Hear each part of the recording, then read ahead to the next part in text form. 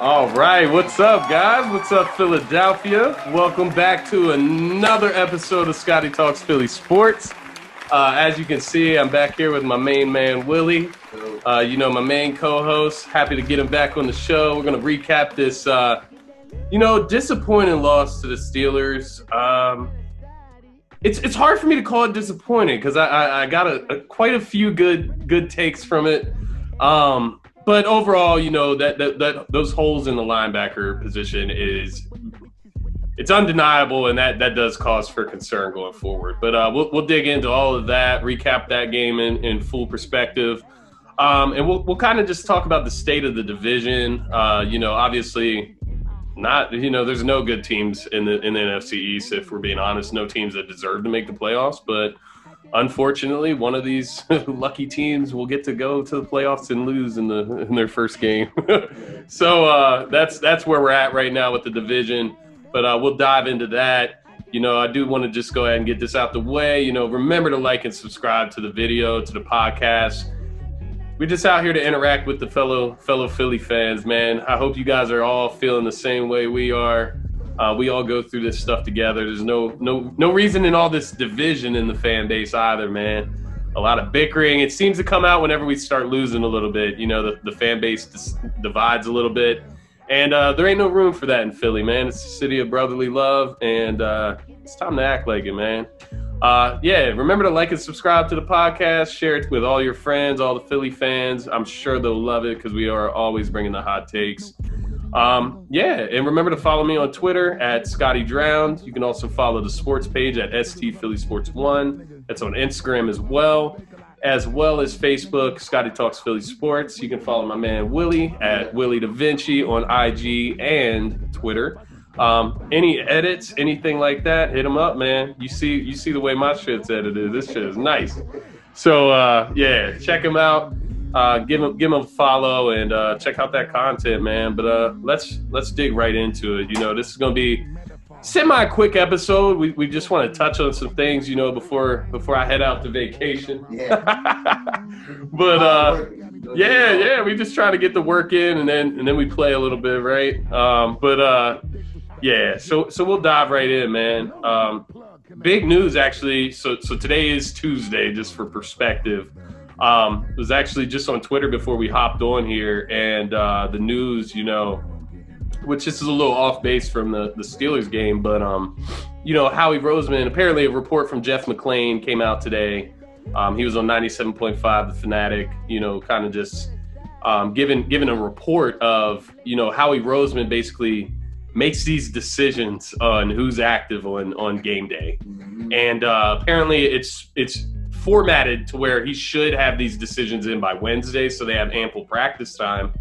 But it come to realize the coaches aren't finding out who's active on Howie Rosemans' list until the weekend, so they have no time to practice with the guys that are actually suiting up.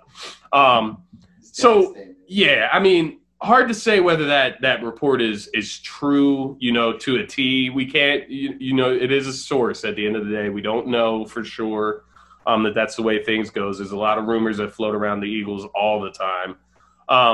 But it's concerning if that is the case, because Howie Rosemans has no place to be making those decisions.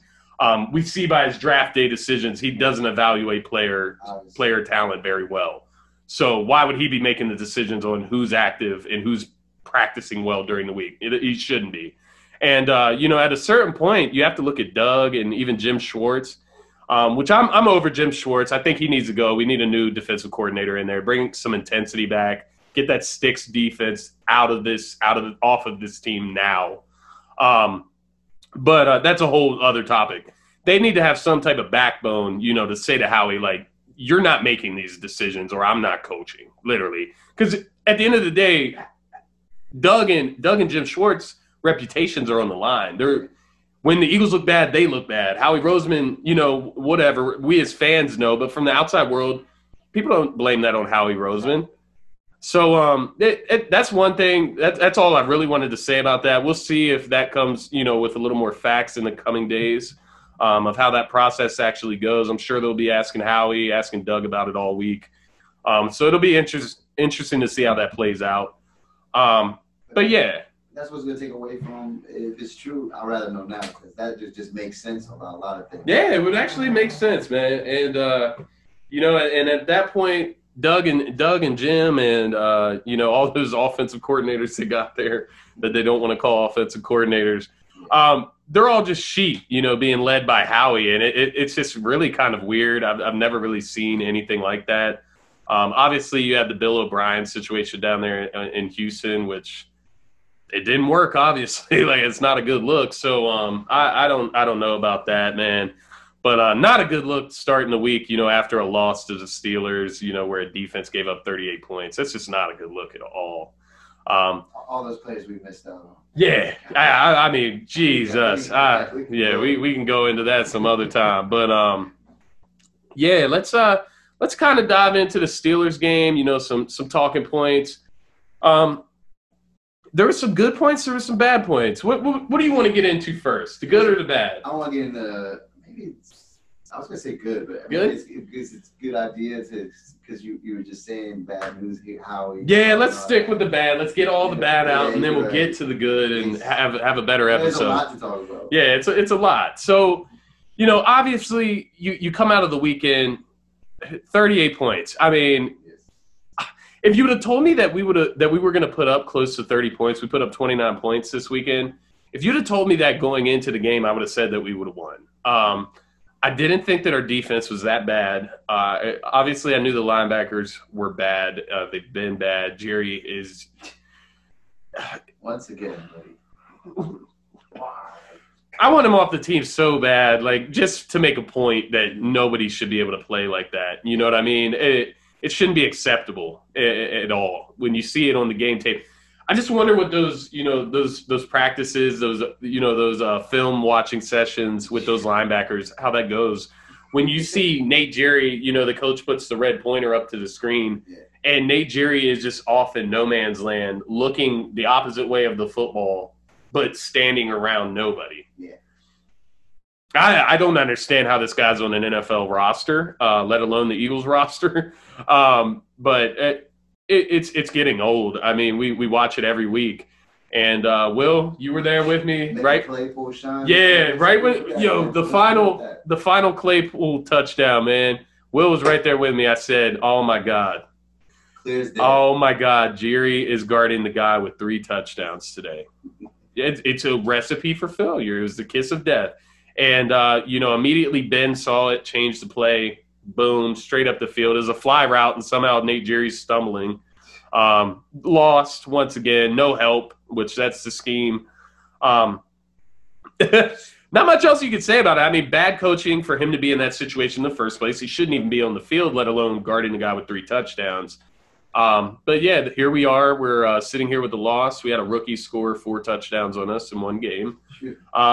Career day. I mean, it's probably the best game of his life, like that he'll ever have. And that's nothing against Chase Claypool. He seems like a really good player, obviously. But it's hard to beat 4 touchdowns. What's he going to do? Score 5? I mean, it's hard to beat that. That's anybody's career day. But that's what we've been handing out recently. Career days, starts with Claypool. Then you go back to Kittle, 183 receiving yards, 10 receptions. That's ridiculous. That's close to 200 yards. And then you go back to the Bengals game. You had, Tyler Boyd. He was out there with close to 150 receiving yards. Higgins with 2 touchdowns in that game. Then you go back to the Rams. You got Higbee catching 3 touchdowns. So, I mean, it just doesn't stop. And it's clear where all the production is coming. It's coming from the middle of that field where those linebackers are. And it's disgusting to watch. I thought – you're right. You're so true. Yeah, it's right in the middle of the field. I mean, Boyd is a slot receiver. Claypool was playing out of the slot. Higbee and Kittle, obviously, their tight ends. They're in the middle of the field. It's never ending right now, and that is the one thing from that game that's concerning. I mean, I took a lot of positives from the game. I told Will, leaving this game, I felt better about the team than I did leaving the San Fran win. I mean, San Fran was beat up. Our offense didn't play well. We played just good enough to win. And we needed, 3 turnovers from the defense to put up 18 points on offense. So that wasn't a good look coming out of the San Fran game, but a win's a win. And you come out of the Steelers game, we were able to put up 29 points. That's great, but you gave up 38, man. The defense laid an egg. And, you just can't deny it. I mean, it seems like every team comes out, and it's like they know exactly what to do to our defense. It's so – it was clear. Yeah, and I was sitting here at the beginning of the season. I remember we was on the podcast, man, and we were sitting here wondering, why is Doug Peterson, number 10 on the coaches list? Yeah, I was just gonna say about Sean today. Yeah, and we were talking about, he should be ahead of Kyle Shanahan. He should be ahead of, Sean McVay. Yeah. Should he? I mean, I don't know. That their offenses look like fine-tuned machines. I mean. This could go right back to Huey, though, but we don't know. But yeah, right back to Howie, though. You know what I mean? For all we know, Doug could be a puppet at this point. So who knows with that situation? But it just seems like, Big Ben, they come out with this play, this playbook. Big Ben's getting the ball out quick. He's making one read, slant, quick. And it was all game, and it killed us. It killed us, and they had our number. And, it seems to be the going theme. From week to week, quick release, because that neutralizes our pass rush, which we only had 1 sack in that entire game. So, kind of shows you what it did to the pass rush. It was totally non-effective, which they were raising hell, on Wentz in that first half at least. I know, what was that dude's name? I can't remember the defensive lineman from the Steelers. He's Tuitt, Stephon Tuitt, my bad. But he got that crucial sack in the fourth quarter. But yeah, the defensive line was disappointing. We were able to get 1 turnover, the forced fumble by Duke Riley on Eric Ebron. Of course, LeBlanc is always in the right place at the right time. You got to continue to get that guy some snaps. Going forward, hopefully we get Will Parks back. He can solidify. You don't have to have the linebacker out there in pass coverage as much, which that could be a huge help. But that's obviously if he can stay healthy. You know what I mean? A lot of these guys get injured, they come back, get injured again. That's why it's always one thing or another. One thing or the other, bro. Latest been defense, man. So that's my main concern, and I guess that's most of the bad. I guess we touched on the defense, so we'll kind of just go defense offense here because I think the positives came on offense, but there were a couple negatives there. Yeah, exactly. But the main takeaway from the defense, from this segment I want to be is, going forward, what do we do at the linebacker position? This is something that needs to be asked because as a fan, I can't sit here and watch this. You know what I mean? It's painful when you can see when me as a fan or, even a podcast host, yeah, sure, I analyze the game. I try to see every detail, whatever the case may be. I played football when I was younger. I'm still a casual fan. I'm not a coach. I'm not a scout for the Eagles. But I'm sitting at home on my couch. I'm not even out there on the field. And I see Nate Gerry lined up against the guy with 3 touchdowns. I don't care what the guy's name is. I know it's Chase Claypool. I don't care what his name is. He has 3 touchdowns. Nate Gerry shouldn't be guarding him, period. And for me to diagnose that before the play happens and know that game's over before that play is even snapped, that should say something to the coaching staff and to the GM. This isn't working. I mean, we've neglected the linebacker position, since Jordan Hicks left. Jim Schwartz likes to bring up the Nigel Bradham extension. Nigel Bradham was terrible last year, but I would still rather have him here right now than Nate Gerry, and you guys let him walk. So that's no longer something you can say, Jim. Jordan Hicks is prospering over there in Arizona, hasn't been injured since he left Philly. So, a lot of people were clamoring, saying, we would never pay him that money. Maybe we should have, because it obviously worked out for Arizona. They have a really good linebacker in Jordan Hicks. That's another argument for another day. My main concern is just going forward, what do we do at this linebacking position? I mean, what do we do, man? With the players, with Kayvon, all that, what I mean? Throw Kayvon in there, get him some more snaps. We got to get Epps off the field, man. Got to get him off the field, dude. I mean, there's just guys that just don't belong in an NFL roster, especially starting. Like, come on. You know, these experiments, get over them. It's time to move on. Nate Gerry, it's over. Yeah. You know, for me, it's over. I'm not. I've seen enough. Dude, I'm not one that will like truly disrespect, you know, players on my own team, but like, dude, you suck. Like, you are some goddamn shit. Like, hot garbage. You know what I mean? Like, it's not even a joke. You know what I mean? To the point where you are the reason, and I'm talking to Nathan Gerry, literally, you are the reason that game days are miserable by the end of Sunday. Yeah. Literally, every week we watch you blow a coverage, get lost on defense, let a wide receiver sweep go by you. It's you every week. We can point at you. Everybody wants to point at Wentz, at the offense, at Doug. But in reality, if Nate Gerry could just make one goddamn play in his life, we might not have some of these losses, literally. I can't say that, you know, harsh enough. We'll let it there. I won't mention Nathan Gerry on my show again. He doesn't deserve the screen time. I mean, if the Eagles don't get it by now, they won't. And there's no point in us to keep addressing it. He sucks. I mean, do something, bro. get over it. Get over it, man. So let's move away from Nate Gerry. You know, throw him off the screen. Now we can take from the offense. Yeah. Let's talk about the offense.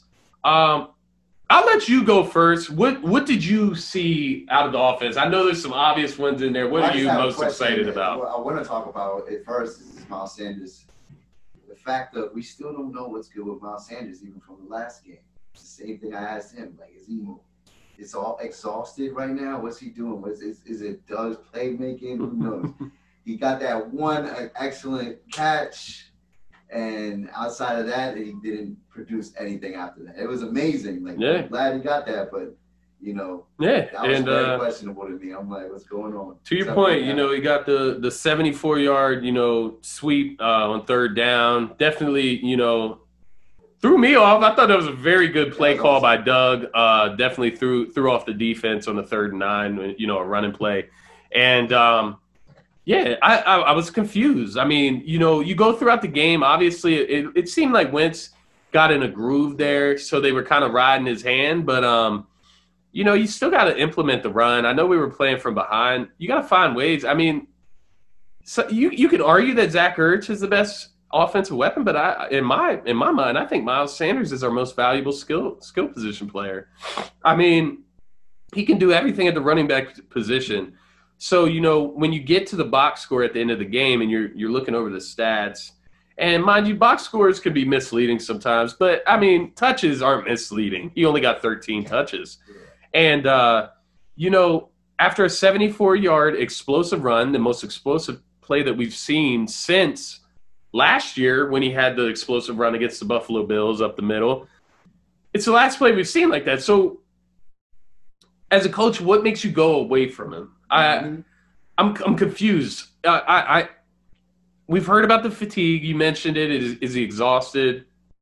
You know, the 74-yard run, did that just take all his juice? I mean, it was the first quarter. Like, makes me want to get a running back, you know, another running back just in case. Yeah, I mean, Scott's not showing up either. And we talked about this before the season started. And, you know, once again, I hate to toot my own horn, but people were calling me crazy for thinking we needed a backup running back.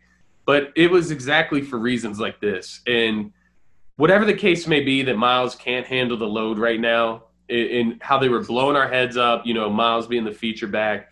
And I'm not disrespecting Miles Sanders because I think he is a feature back. But he's not being used like it for whatever reason, whether it's injuries, exhaustion, fatigue, whatever the case may be. We could use another running back right now. And it's obvious they don't trust Corey Clement. He can't pass block. He's slow. He just doesn't look like an NFL player anymore. Yeah. Once again, Corey Clement, love you. We'll always respect you for that Super Bowl performance. But, you know, we got to cut these love stories, you know, this romance that we have with certain players. When they're not producing, you're not producing. Look, you got to read the dotted line. Like, it is what it is. And Boston Scott, I'm a big fan of Boston Scott, actually. But, he's not a guy that is built to come in and even get, 10 to 15 carries on a regular basis. Which if you're only giving Miles 13 carries, then that's what Boston Scott would have to be. So we should have been brought in, another running back, a veteran, preferably. Guy like Carlos Hyde, we had Devontae Freeman out there. Lamar Miller's a guy that's still out there. There's a couple guys out there that we had an opportunity and we could have brought in, and we just didn't. Leonard Fournette, whatever the case may be. Didn't address it. People call me crazy. Miles is the guy. If not, Boston can handle it. Well, how are they handling it? What's going on then? You guys tell me what's going on, please. But no, it is what it is. I think it's too late to go the route of trying to find a backup now. I mean, mostly what's left is just young, unproven guys. So, I mean, we got plenty of those on the squad. We may as well just run through them and see what's good. Yeah, I mean, it is worrying. Speaking of guys that are proving themselves, though. Yeah. Fulgham. Yeah, good segue there, Will. Honestly, I was done with the running back conversation, man. I mean, it is what it is. Whatever's going on with Miles is what it is. I don't even know. I just hope it improves, and I hope we use it more going forward. Yeah. Travis Fulgham, man. It was the Travis Fulgham show. Speaking of people that are just shining. I mean, you look at the first week that he's available. I was wondering, would he get involved? I never heard of this guy before that last week's game against San Fran. Mm-hmm. And, 2 catches, 47 yards, 42-yard bomb, for a clutch touchdown in the fourth quarter. And then you come out against this Pittsburgh defense, which, I had Connor on the show last week, and we were talking about, how we thought Pittsburgh had, one of the best, if not the best defense in the NFL. And to that point, not only just Fulgham, but our offense was moving on that defense. And that was really reassuring, yes. Which we'll get into that. But Travis Fulgham, man, I don't know. He is he distinctly reminds me of J.J. Arcega-Whiteside, the way he's built and his abilities. It's exactly what they were preaching to us that J-Jaw was supposed to be when we drafted him. Right. Except Travis Fulgham is him. So it's so weird. You come out of this Week 5 matchup with the Steelers. He's the highest graded receiver of the week.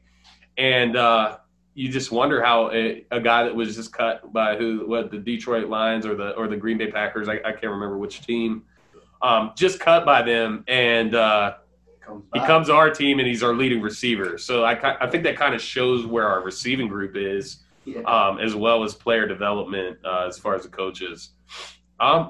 Is he? I mean, he's wide receiver 1 right now. Let's be honest. I mean, Wentz targeted him 13 times on Sunday. Obviously, you ride the hot hand, but, 13 times, that speaks a lot to Carson Wentz because Carson Wentz gets specific guys that he trusts. Like, it's obvious he trusts. I think that trust is hanging by a thin thread with Zach Ertz. I think it is hanging there. I don't know if that is strong anymore. Yeah. Greg Ward, he's still got that trust there. That's about it. That's about it. But, yeah, it looks like Travis Fulgham has become one of those guys as well. Goddard's another guy that Wentz trusts, but obviously he's not there. But Travis Fulgham, man, he looked like the complete package. I mean, he's big. He's fast. He was catching contested balls. I mean, it's harder. There's no other way to put it except that he is what J-Jaw is supposed to be. Like, so, I mean, this brings up – and we'll talk about this in a quick second because I do want to say this – about Carson Wentz and Travis Fulgham. There was a lot of discussion, in the later weeks of, Carson Wentz. He doesn't like throwing contested passes. He doesn't like throwing jump balls. That's why him and Alshon don't get along. That's why him and J-Jaw don't have great chemistry. He put that to rest this week. I mean, those catches to Fulgham, those passes were contested, most of them. And Fulgham was making the catches, and Carson was putting the ball on the money. And that can't go unnoticed. So I want to put that to rest. We always try to create these narratives about Wentz, these agendas, and we got to let that shit go. It's just not – it's not healthy as a fan, honestly. It's weird.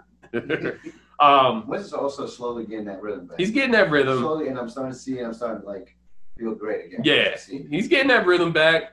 And we'll actually touch on that next. But what I wanted to get to about Travis Fulgham, and it's something I've been wondering since I started to see that game play out, with Alshon and Deshaun Jackson coming back soon. Jalen Reagor, he should be back, in the coming weeks, maybe after the bye week, whatever. Yeah. Quez Watkins just got activated. Obviously, we still got John Hightower, Greg Ward. So we got numerous guys at that wide receiver position. So I'm like, obviously at this point, and especially if Fulgham has another game against the Ravens this week, there's no way you can put that guy on the practice squad or cut him. There's no way. Fans will be livid. I mean, it would be idiotic after the production that he's had. That's the most production from a receiver that I've seen in, I feel like, 2 years. Honestly, since Deshaun Jackson last season, the home opener, literally. Seriously, though, he's the one that's been putting the show. He finally made us like, whoa. Yeah, seriously. Like, he brings excitement to the team. It's amazing. Honestly, I haven't felt excitement on offense like that all season, literally. So, yeah, I mean, it kind of brings up the question, if Travis Fulgham stays, who goes? You have Deshaun out there, Deshaun and Alshon, who will be gone next season. Why do you waste, time, especially if this turns into a rebuild year? A couple more losses and we're in rebuild mode, unfortunately. So you have to wonder, who's expendable? I mean, do you obviously you probably move Quez Watkins down to the practice squad. You get guys like Deontay Burnett, obviously not on the squad. Greg Ward's going to be on the squad. Deshaun Jackson, Alshon, how these Eagles coaches and GM love to lean on these veterans that are just always injured, and we're paying a lot of money instead of, allowing our young products to grow. So they'll be on the team. So you have to wonder, it's going to come down to, Jay Jaw and Travis Fulgham. And I think Jay Jaw could be a victim here. There's no way you can keep him over Fulgham. Yeah, Hightower too. I mean, Hightower is at least – I know people were getting on Hightower this weekend about his performance. I see the potential there. Yeah, man. And he's getting all these comparisons to Nelson Aguilar, whatever. Hightower at least shows he can get open. I mean, he's fast. And he'll get the – you would hope that he would get the deep ball tracking skills down. Obviously, had a couple of lapses in that this weekend, especially that one in the end zone at the half. That was right on the money. That was probably Wentz's best thrown ball this season, literally. And he just missed out. He looked like Aguilar for sure. But at least he can get open. He has speed. His hands have looked a little questionable so far, but I imagine that's all nervousness. Yeah. Chemistry. He didn't get a training camp. It's not a normal. He didn't get a preseason games. None of that. And what people have to remember is that he was a 5th-round draft pick. So there's a reason he was in the 5th round. You know what I mean? Like, he obviously needs some development. Mm-hmm. But just look at the positives. At the end of the day, if you compare him to Nelson Aguilar was a 1st-round draft pick. So it says more about Aguilar than it does Hightower if you're comparing them to. Like, obviously Aguilar was a failure. Like, that doesn't make Hightower a failure. If anything, if he could turn out like Aguilar, that's actually a success for a 5th-round product, honestly. So I kind of wanted to put that to rest. So I'm glad you brought up Hightower, honestly. Yeah. I was about to forget about him, for real. I'm glad you brought that up. Because it can be forgettable. He's not forgettable in a bad way, because I did see some bright stuff from him. Obviously, the play at the end of the half where he didn't go out of bounds, he should have went out of bounds. It's a rookie mistake. Can't fault him for that. We relied too much on rookies this season. Let's be real. Exactly. I'm just trying to see him play because we ain't got nothing. Exactly. So, you heard it here first. If it comes down to Jay Jaw and Travis Fulgham, I mean, you have to go Travis Fulgham, unfortunately. You have to cut ties with that 2nd-round pick. Mm-hmm. And you got to, accept that you messed that up, Howie. You did that. Because if you were deciding between DK Metcalf and Travis Fulgham, I think I know what the choice would be. But we're not there. So we'll end the wide receiver talk there. Honestly, just good stuff, though, from the wide receiver group. Yeah. To be fair to J-Jaw, I mean, he had a great block on that Miles Sanders run. He was down the field blocking. So I'll give him credit there. He is a decent blocker for a wide receiver. Also had a nice catch at the end of the half. Finally showed the hands, the jump ball ability, but obviously didn't amount to anything. So, yeah, I mean, bright spots out of the wide receiver group. Zach Ertz leaves something to be desired, which I actually dig into that with Sam on a later episode here this week, and with Sam Wagman, and I'll touch on that. We'll dive into what's going on with Zach Ertz. I'm not going to spend too much time on that. He just looks like a guy that isn't interested in playing for the Eagles. Let's be honest. Yeah. Let's dig into Wentz, man. Honestly, somebody I'm excited about. I will start out with the negative. At the end of the day, we just need a game, and especially this would be a good week to do it against the Ravens. Just have a game where you don't turn the ball over once. And, he had the 2 interceptions against the Steelers, 2 interceptions that I don't think were his fault. But at the end of the day, it's still on your stat sheet. It's still 2 turnovers, and it still happened. So we just don't need that this week. I mean, we got to go a couple weeks without some turnovers for once. And you look at this season, I mean, Wentz has thrown at least 1 interception every game. I believe he's thrown 2 interceptions in 4 out of the 5 games. Wow. So, I mean, that's not very good. Obviously, the 2 interceptions this week, the first one being the one, directed towards Zach Ertz, which, when we saw that in live time, we were like, yo, what the hell? Where is Wentz throwing that to? Like, is this what we're dealing with this game too? Yeah. And, they run the replay back, and you see Zach Ertz get bumped off his route like I hate to say it, like a bitch. Like, this dude got bumped off his route like he's just some pushover, A top 3 tight end doesn't get bumped off his route like that. I'm sorry. And that's what kind of sparked my thoughts, and I know it sparked yours. I know it sparked everybody that we watched the game with that day. Zach Ertz doesn't want to be here in Philadelphia. And as much as I love him and respect him and, want him to succeed, as much as I wanted him to be here, me and Connor touched on it. He's gone after the season anyways. Yeah. But it looks like he's already exited the building in reality. So, doesn't have a heart anymore. Yeah. Mind you, like, he is getting crowded. Everyone knows the block Zach Ertz, but still. Yeah, there's no excuses, man. You think Kittle doesn't get double teamed. You think Kelsey don't get double teamed. I mean, these guys get double teamed. I know they got talent around them, but, Zach Ertz is supposed to be our best skill player. Make a play. 1 reception for 6 yards. I mean, that's not winning no football games, bro. But, yeah, Wentz, I mean, and then you have the late interception from Wentz. When he's just trying to make a play. It was like 4th down, just throws up a Hail Mary. So I don't fault him on that either. Which even on that play, you saw some mediocre ball tracking skills from John Hightower. But we won't even get into that. I mean, it is what it is. It was a play that he's not supposed to make, I would say. Right. But Wentz, man, you starting to see him. He's getting out of the pocket. He's moving around. He's starting to make those magical plays with his legs. He's, dinking and diving underneath tacklers. And you finally started to see him go down the field this week. And you finally saw him connect with a wide receiver. And Travis Fulgham, as we talked about earlier, 13 targets, 10 catches, 152 yards, touchdown. I mean, Greg Ward was out there. He had a touchdown. I mean, Wentz was doing his thing. I mean, it just – I don't know, man. He's got to cut those turnovers. But you look at these last 2 games, I mean, he has balled out aside from literally those two turnovers. Right. So it'll be interesting, to see how he moves forward. You pointed it out earlier. It seems like Wentz is getting into a rhythm. Yeah. And I think we're going into another week where Wentz – he could have a big day. I mean, they aren't some world beaters. I mean, Ravens have a good defense. Don't get me wrong, but they have been exposed this season. I don't think they're as good as Pittsburgh's defense. Wentz is still and still even with the their any defense, he's still blocking them. Diving them, doing all these crazy stuff. He still's got it. It's good to see. Yeah, I mean? he's got the heart, and that's the main thing you want to see from him. But he's also just getting that passing rhythm back. You're starting to see some more accurate passes.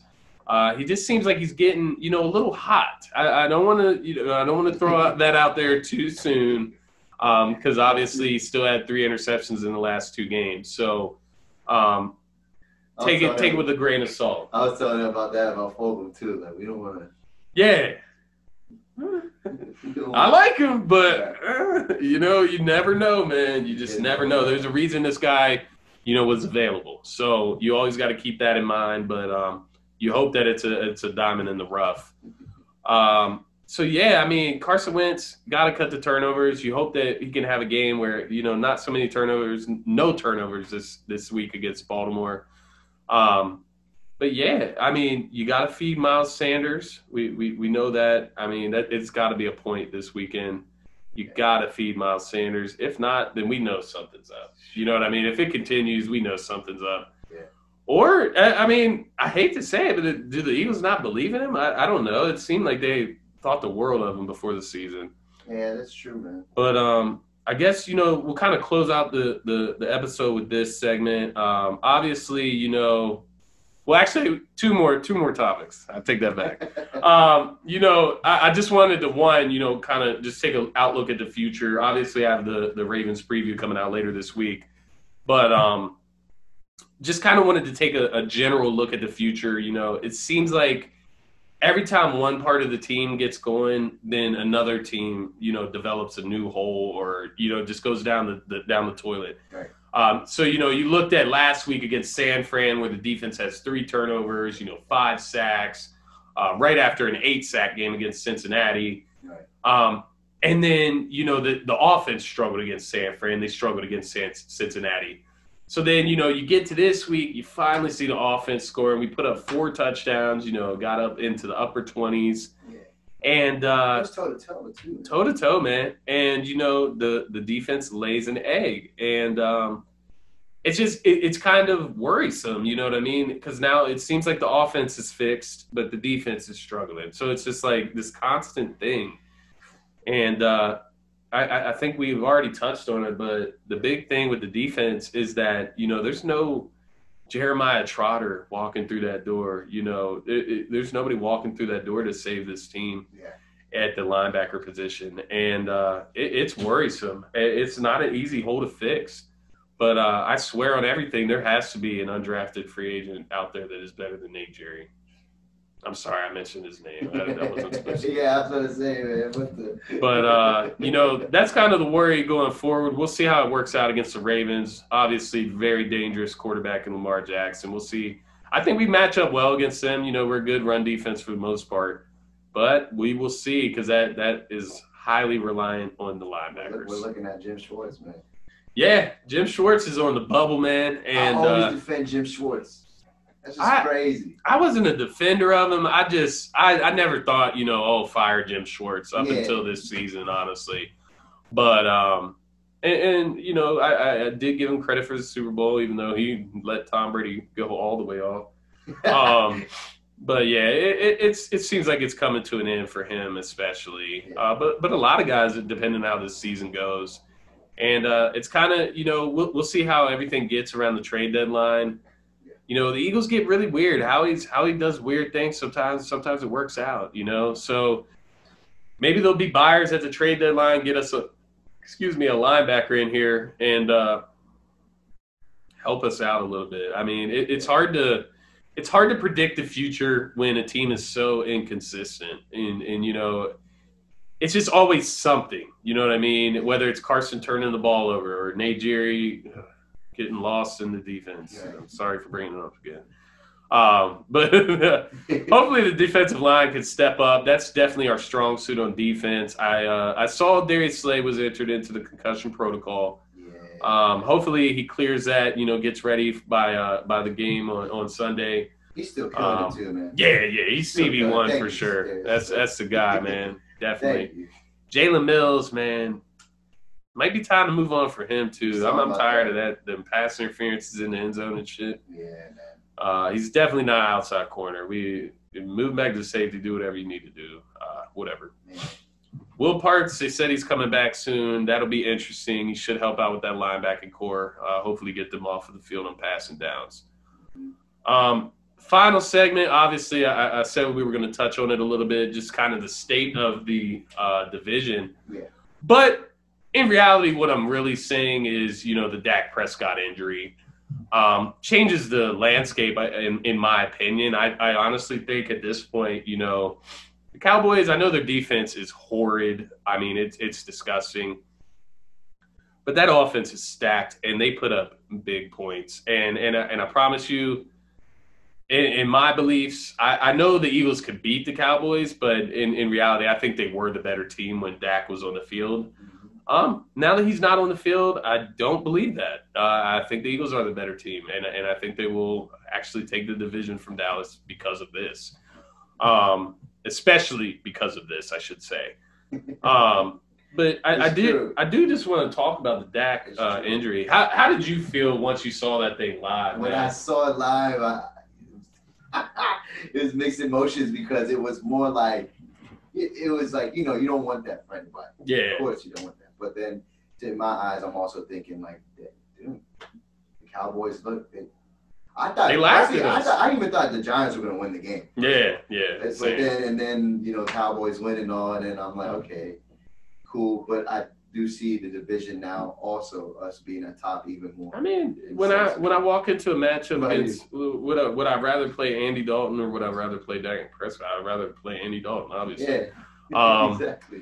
I will start out by saying, Dak, I wish you a speedy recovery, brother. Yeah. I know this dude is a quarterback for the team that we probably hate the most, and it's not really his fault. He didn't draft himself there. He's a good dude. He's gone through a lot in his life. Between losing his mother and losing his brother, to suicide. I mean, this guy's been through a lot, and you kind of saw it on his face when he's leaving the field there. Just in tears. I mean, he held. He's been trying to get this extension with Dallas. Jerry Jones has been just being Jerry Jones, you know what I mean? And it was kind of just like a spit in his face moment for him to, break his ankle there. And, he's just going off the field, and you just have to wonder what he's thinking about because, he seems like a guy that leaves it all in the field, but that has to be – your future has to be in the back of your mind in that situation. Mm-hmm. And you almost just wonder if Jerry's just sitting up there laughing like Jerry does, thinking like, oh, haha, I was right. Yeah, you know what I mean? Right. Yes, I knew it. Yeah. And so I do want to start it out with that, just by saying, speedy recovery to Dak. Mm-hmm. Very good dude, very good person in general. It's not all about football. It's not all about the Cowboys and Eagles. So I do wish him a speedy recovery. But to Cowboys fans, I do want to say karma is a B word. Because you guys sat there and you laughed and you made jokes about Wentz for the last 3 or so years, making fun of injuries, making fun of things that players can't control, their body, ligaments tearing, concussions, ankles breaking. Those are things that players can't control. Injuries are uncontrollable. They happen. And that's the cynical part of this, of what went down. And, that's the world coming full circle for Cowboys fans because you sat there and you made jokes, which I'm not going to sit here and make any jokes. All I'm going to say is that karma, it comes back around and works in mysterious ways. And I hope it makes you guys better fans so that you wouldn't make fun of people for injuries. I do just want to throw that out there. I saw Cowboys fans coming at Eagles fans. I didn't see any Eagles fans making jokes, honestly. Same. I really didn't. But I see Cowboys fans coming at Eagles fans about your quarterback getting injured. Keep it within your fan base. Don't worry about us. We're not talking about it other than wishing him well. So didn't understand that. And then, the funny thing is you pull up a lot of these guys' old tweets. They made jokes about Wentz, wheelchair Wentz, making jokes about his newborn daughter. I mean, stuff isn't cool, and it's never funny to joke about somebody's health. I mean, regardless of football, basketball, any sport, any way of life, it's not funny. So we'll kind of just end the show on that note. Cowboys fans, what goes around comes around. But Dak, wish you a speedy recovery. Yeah. Eagles division to lose, in my opinion. Honestly, I don't care what people think. Eagles division to lose. This is a big game on Sunday. Yeah. As much as I say it's Eagles division to lose, all it takes is 2 or 3 more losses, and we may be in full rebuild mode. Yeah. Just depends, on the Cowboys' trajectory from here on forward. We play the Ravens. Hopefully we get this dub this weekend, man. Yeah. I'm telling you, I'm feeling positive. I feel good, and I'm not going to give my prediction till later in the week, but I think I'm feeling an Eagles dub. I did pick the Steelers last week on my pod. I ended up changing it on Sunday. Get those jitters as game day bugs. We got to kill offensively again. Yeah, we got to make it happen. RD is not being reliable. We got to. The one thing about that, and I won't dig too much into it, into the Ravens and stuff, but Lamar Jackson isn't Big Ben, and Big Ben isn't Lamar Jackson for sure. But Lamar Jackson isn't nearly, the accurate of passer as Big Ben. I mean, Big Ben was getting that thing out in 3 seconds or less. There was no time for our pass rush to get there. Yeah. And that was game plan, and the Ravens will try something similar with Lamar and Mark Andrews. Mm-hmm. But Lamar just isn't nearly the throwing quarterback that Big Ben is. And I think we can take advantage of that and make them one-dimensional, hopefully. But we'll see how that plays out. We'll get into that later this week. But, yeah, man, any final notes before we hop off here, man? See you next game. Hopefully we get this dub, man. Get this dub, man. I'll be in Colorado, enjoying my time there. But I'll definitely be watching, analyzing per usual, man. I'm going to have to walk to the link. something, man. Hey, man, fans back at the link this weekend. That's exciting stuff, So hopefully that'll give them an extra spark as well, man. So that's pretty exciting. Definitely gonna have to get to one of these games. They're expensive as hell. But anything can happen on Sundays, man. That's going to be it for the show, guys. Remember to check us out on Twitter. Obviously, my handle is @ScottyDrowned on Twitter and Instagram. You can follow the sports page at ST Philly Sports 1 on Twitter and Instagram. Scotty Talks Philly Sports on Facebook. Follow my man Willy Da Vinci. Check out all his content. He does a lot of different edits, a lot of different stuff. And he's got a great handle on it, man. You can check out all of my stuff. Look through my episodes. You'll see the different things he can do. Try to win this Darius Slay jersey. Yeah, man. Subscribe. We only need a couple more subscriptions? Like 10 more subscriptions. And we'll give that Slay jersey out. Definitely let your friends know. Let Philadelphia fans know. As we progress through this, I'll definitely be touching on some more nationwide type things. But definitely a Philly sports podcast. Let your friends in Philly know. And Philly fans, come join the fun. Let's get interactive and make this great. But thank you guys for listening to the show. As always, it's always appreciated. It's much love to you, Philadelphia. And go Birds. Go Birds.